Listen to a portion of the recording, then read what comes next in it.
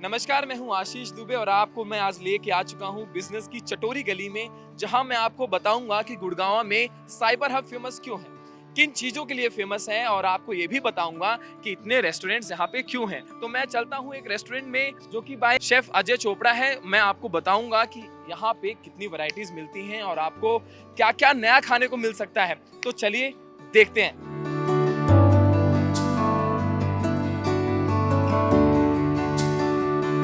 आप बड़े बड़े रेस्टोरेंट्स में जाते हैं, बड़े बड़े 5 स्टार होटल्स में जाते हैं, लेकिन क्या कभी आपने किचन के दर्शन किए हैं? मैं आपको कराऊंगा। इस रेस्टोरेंट में आखिर समझेंगे कि आखिर अंदर कुकिंग होती कैसे है, अंदर का माजरा क्या है, कि खाना इतना टेस्टी कैसे बनता है। शेफ से कुछ बातें करेंगे और जानेंगे कि इतनी बढ़िया बढ़िया रेसिपीज आखिर मिल कैसे रही हैं और आखिर इतना इनोवेशन होता कैसे जा रहा है। मेरे साथ मौजूद है फेमस शेफ राजेश मूलचंदानी, जो हमें और बताएंगे कि आखिर इस किचन में क्या ऐसा राज है कि ये रेस्टोरेंट इतना फेमस है। आपको ऐसा क्या लगता है आपके मेनू में सबसे खास है जिसकी वजह से पब्लिक इतनी यहाँ पे आती है? देखो, सारे रेस्टोरेंट में मैं ये बोलूँगा कि ये पब्लिक का नज़रिया होता है कि लोगों का हमें हमारे सारे रेस्टोरेंट में और इस रेस्टोरेंट में सबसे ज़्यादा प्यार मिला है लोगों का। हमारी डिशेस जो हैं स्क्रैच से बनती है, मतलब हम अगर हमारे मसाले भी आप अगर दिखाएंगे हमारे कैमरा में तो सारे हाथ से कुटे हुए मसाले हैं। हमारे पास कोई भी प्री पैकेट वाली चीज़ें नहीं है। बस यही हमारा सबसे बड़ा यूएसपी है। अब लोग हेल्थ कॉन्शियस भी होते जा रहे हैं। लोगों का कहना है कि भाई तेल मसाला बाहर ज्यादा मिलता है, बाहर की चीजें थोड़ी कम करो और घर का खाना ज्यादा खाओ। तो क्या उन चीजों का ध्यान रखा जाता है रेस्टोरेंट्स में? बिल्कुल रखा जाता है, क्योंकि हम लोग हमारी जो रेसिपीज़ हैं वो बेसिकली घरों से ही आई है।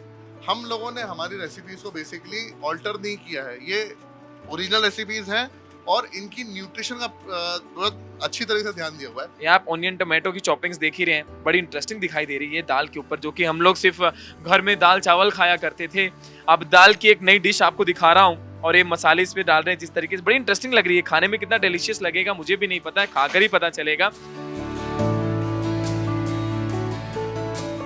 और ये दाल चाट बनकर तैयार हो गई है। फटाफट एक स्पून टेस्ट करेंगे क्योंकि इसके टेस्ट में मैं बिल्कुल भी देरी नहीं कर सकता और जानना चाहता हूँ कि आखिर ये कैसा बना है।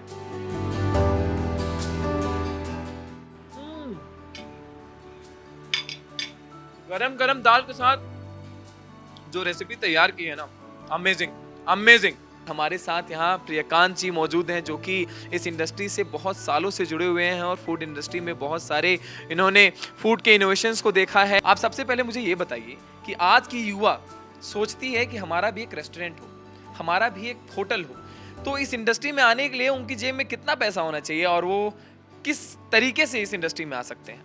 देखिए, आज के युवा के पास बहुत अपॉर्चुनिटीज़ हैं जो पहले नहीं हुआ करती थी।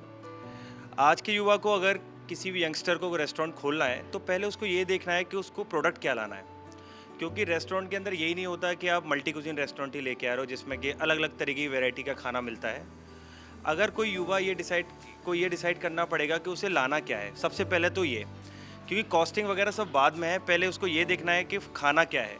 जैसे कि मैं आपको एग्जांपल देता हूँ कि अगर आप कोई चाइनीज़ खाने का कोई कॉन्सेप्ट लेना चाहते हैं तो उसमें अगर आप अच्छे हैं उस चीज़ में, अगर आपका शेफ़ अच्छा है, आपका टीम अच्छी है, आपके पास लोकेशन अच्छी है, तो आप उसे एक 500 स्क्वायर फीट की जगह पे भी खोल सकते हैं और उसकी कॉस्टिंग ज़्यादा नहीं है, 15-20 लाख रुपए में स्टार्ट हो जाता है। तो आपको लगता है कि आप आने वाले समय में स्टार्टअप्स को लेकर युवा पीढ़ी इस फूड इंडस्ट्री को और आगे बढ़ाएगी?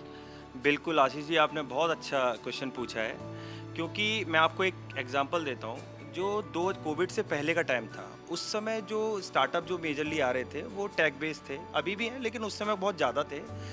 आफ्टर कोविड के बाद क्या हुआ है, एकदम से फूड ओरिएंटेड कॉन्सेप्ट बहुत आ रहे हैं। जो फॉर्च्यून 500 में जो कंपनीज जाएंगी, जो 1000 करोड़ का टर्नओवर जो रीच करेंगी, जो ऐसा प्रिडिक्शन है कि अगले 10 साल में वो फूड रिलेटेड ही स्टार्टअप होंगे। अब आपको मैं एग्जांपल देता हूँ, जैसे कि आईपीओ लॉन्च किया इसने हमारे बर्गर किंग ने। आप ये देखिए उसका आईपीओ कितना लाखों करोड़ में जाके टच किया है। जोमेटो ने अपना आईपीओ लॉन्च किया, 60,000 करोड़ में जाके पहुंचा है। तो आप सोचिए ना कि क्यों इन्वेस्टर इनमें इन्वेस्ट कर रहा है, क्यों? क्योंकि ये एक ग्रोइंग इंडस्ट्री है। तो अगर स्टार्टअप्प में लोग इस तरीके के, और अच्छा सबसे बड़ा प्रॉफिटेबल बिजनेस है, अगर आप अच्छे से चला रहे हो, अपनी कॉस्ट आपने कंट्रोल कर रखी है, स्टाफिंग कंट्रोल है, रेंटल आपका अप्रोप्रिएट है, जो कि एक एग्जांपल देता हूँ, आपका रेंटल हमेशा आपके जो 10 से 12% होना चाहिए आपकी टोटल सेल का, अगर उस तरीके से आप वो मैनेज है तो आप ये देखिए ना इसमें अपॉर्चुनिटीज़ कितनी ज़्यादा हैं। तो आजकल मैं तो कहूँगा जितने युवा और पढ़े लिखे जो भी हैं वो अगर ज़्यादा से ज़्यादा अगर फूड रिलेटेड बिजनेस में आएंगे, क्योंकि ये प्रॉफिटेबल है, इसमें ये इमेजिनेशन का वैल्यू का गेम नहीं है, एक्चुअल प्रॉफिट है जिसके कि इन्वेस्टर भी इन्वेस्ट करने को रेडी है आज के टाइम पर। आने वाले समय में स्टार्टअप्स हों या फूड इंडस्ट्री की किसी भी एक आइडिया की ही क्यों ना बात हो, लोग इसको लेकर आगे बढ़ रहे हैं और काफ़ी लोग बढ़ चुके हैं। तो ऐसे ही और वीडियोस को देखने के लिए हमें फॉलो करना ना भूलें, बिजनेस टुडे बाजार।